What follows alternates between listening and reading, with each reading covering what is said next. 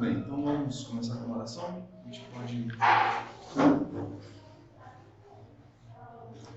Em nome do Pai, do Filho e do Espírito Santo. Amém. Ave Maria, cheia de graça, o Senhor é convosco. Bendita sois vós entre as mulheres, bendito é o fruto do vosso ventre, Jesus. Santa Maria, Mãe de Deus, rogai por nós, pecadores, agora e na hora de nossa morte. Amém. Santo anjo do Senhor, meu zeloso guardador, se a ti me confiou a caridade divina, sempre me rege, me guarde, me governe, me guie. Amém. Glorioso São José, rogai por nós. São João Evangelista, rogai por nós. Em nome do Pai, do Filho e do Espírito Santo. Amém. Bom, nessa primeira aula, a gente vai dar um panorama sobre o que a gente vai tratar nesses meses de formação, né? Que a gente pretende fazer, então, um estudo para que a gente tenha, pelo menos um princípio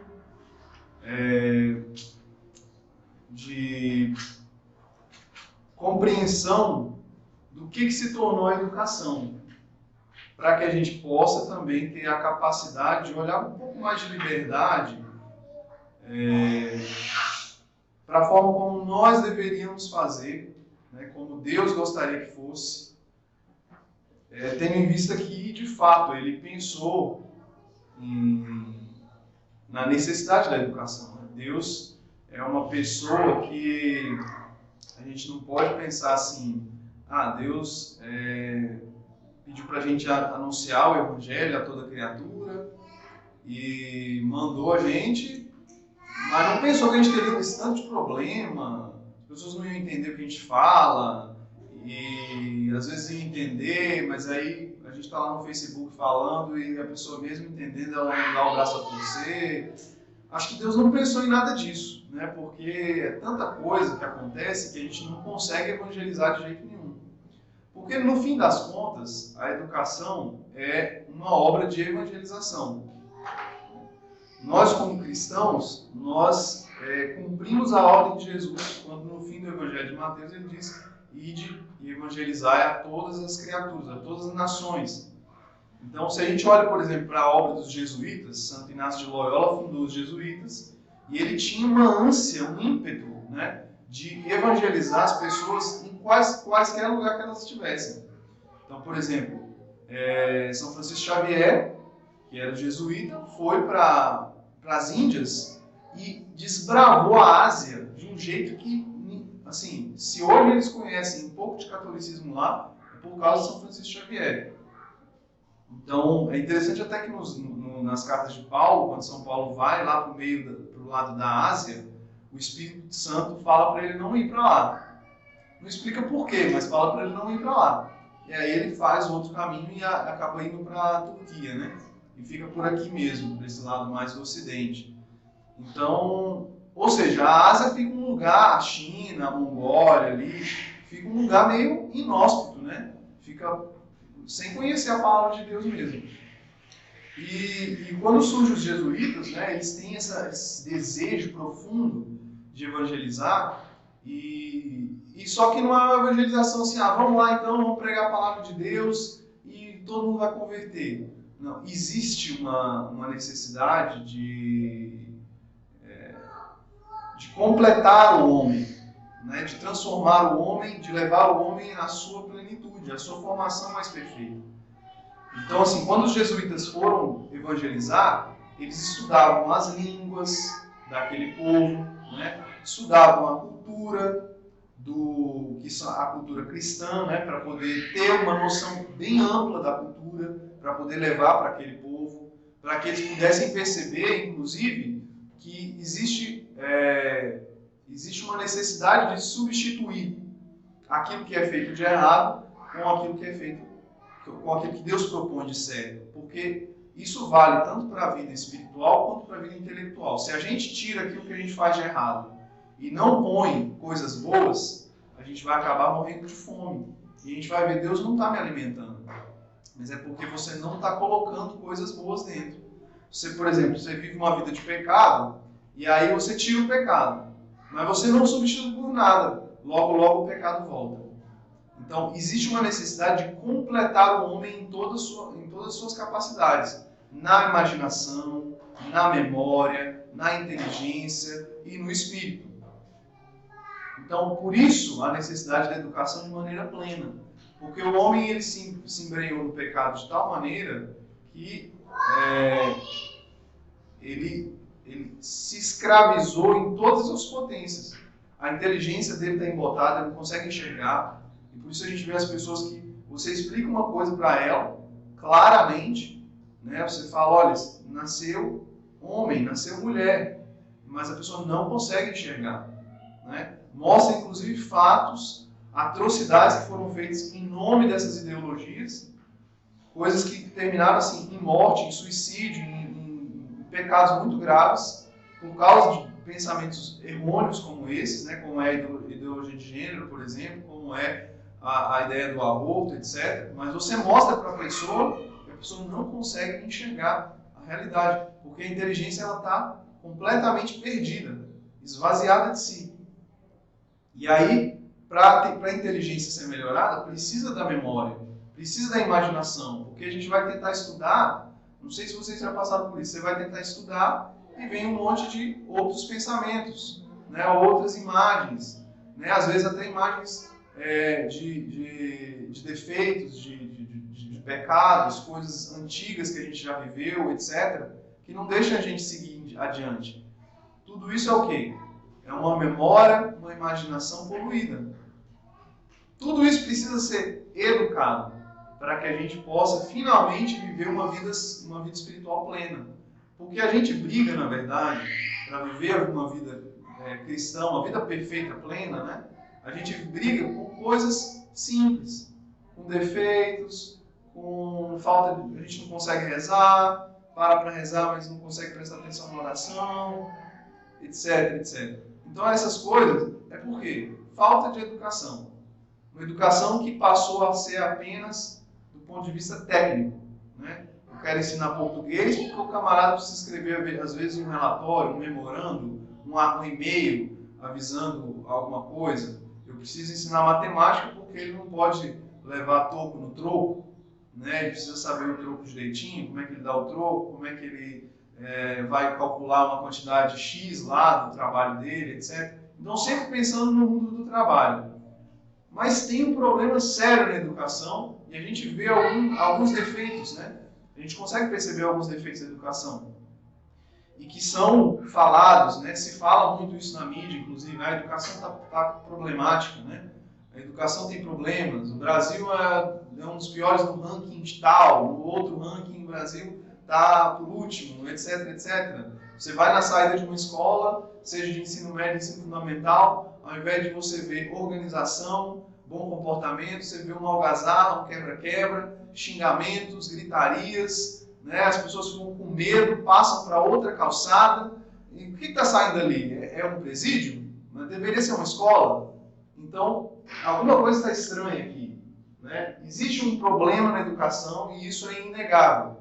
Todos sabem disso. A gente consegue ver isso porque a gente chegou a tal ponto que a coisa está já supurando, né? Está saindo pus da ferida já. Não é nem um corte que está aqui dentro, um hematoma interno. O negócio já está saindo para fora, apodrecendo. Por isso a gente consegue perceber. Porque, de outra forma, há muito tempo atrás, a gente não percebia também. Né? Porque o defeito, na verdade, está há muito tempo.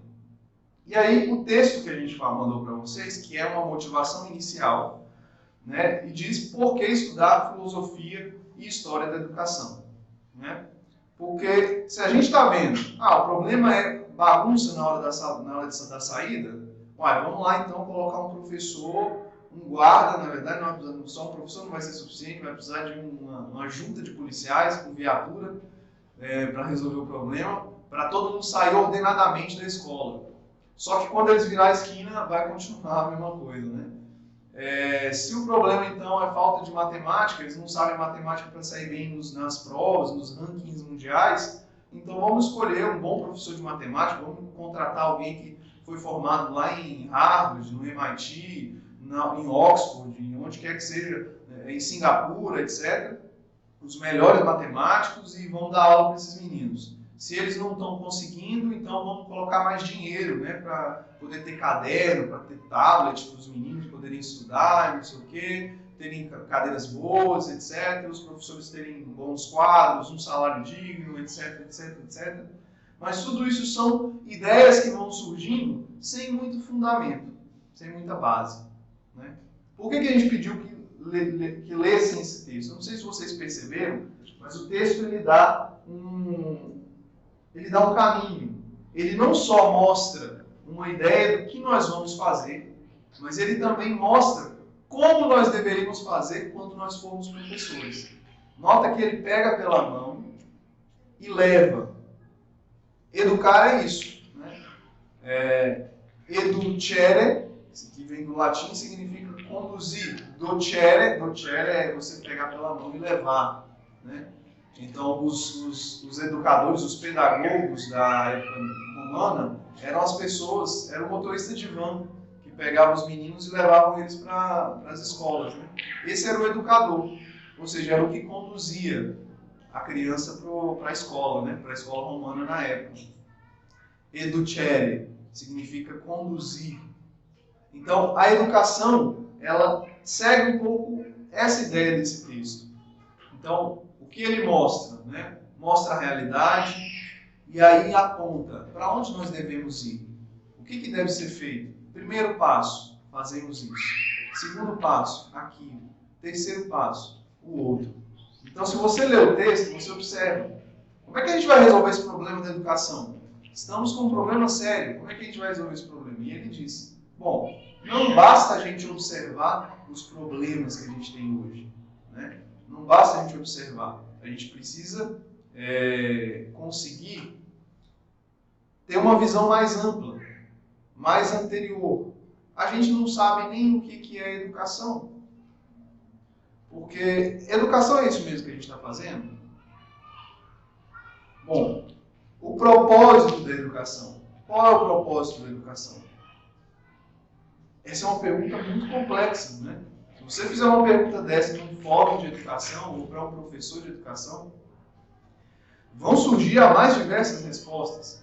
Ora, mas se vão surgir as mais diversas respostas, quer dizer que não existe um consenso nisso. Quer dizer que não existe uma coesão. Não tem um significado próprio a educação?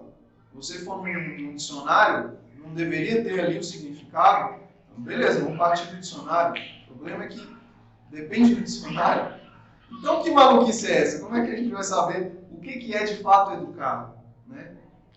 Para isso, nós precisamos fazer um trabalho de filósofo. Quando a gente fala de filosofia, às vezes pode parecer que a gente está sendo chato, né? Que a gente está sendo exagerado. Porque o que é filosofia? Bom, a gente está acostumado a estudar filosofia. Eu não estudei filosofia no meu colegial, porque eu sou do norte de Minas, eu não estudei filosofia. Eu vim estudar no cursinho. E aí fui mal no vestibular, em filosofia e sociologia, mas graças a Deus as outras eu consegui passar. Porque filosofia e sociologia não sabia nada. Mas quando a gente olha para filosofia e sociologia, a gente pensa em quê? Em que vocês pensam quando vocês... Todo mundo aqui fez filosofia, sociologia, no colegial? Eu fiz história. Fez... Só na faculdade, mas tive contato com a filosofia antes, por causa da família, né? Na mas família? eu só fui ver filosofia na faculdade. Você não viu no colegial? Não. Você não Eu estudou no venho do colegial? interior de Goiás. Isso. Então não tinha na grade curricular, no ensino Então. médio. Eu fiz um antigo magistério técnico em contabilidade, né? Aqui em Uberlândia falam colegial, né? Então, Colegial, eu fiz técnicos. Eu fiz 2 técnicos na legal. faculdade. Entendi. Aí eu fui ter contato com a filosofia só na faculdade, de história. E depois a pedagogia, né? Mas que bom. Deveria começar antes, né? Que bom, não deveria não, porque não tem os métodos necessários. Por quê? O que a turma pensa que é filosofia? O que vocês acham que é filosofia? Filósofos antigos? Isso. Só isso, na verdade. O grande filósofo, entre muitas aspas, é aquele que senta lá, fala de maneira pedante, chata, ensimesmada, de modo que ele mostre para todos que ele sabe bastante sobre vários teóricos. Então, agora vamos falar sobre Aristóteles. Aristóteles era o mundo das ideias, o bem-pensar. Aristóteles era isso, era aquilo. Isso é muito chato e é inútil, na verdade. Porque qual é o problema dessa filosofia? É a filosofia pautada no antropocentrismo, para mostrar que o homem é o centro. O importante, nada mais é importante. O importante é mostrar, olha a beleza do que esse homem fez. Né? E olha a quantidade de informação que eu detenho. Eu que sou professor, eu que sou orgulhoso. Então já acabou a educação a partir daí. O Hugo de São Vítor diz, o primeiro requisito para a educação é a humildade. O professor que é soberbo, que é orgulhoso, ele não é professor. Ele é um chato que fica ali na frente e obriga todo mundo a cumprir. Isso não é filosofia.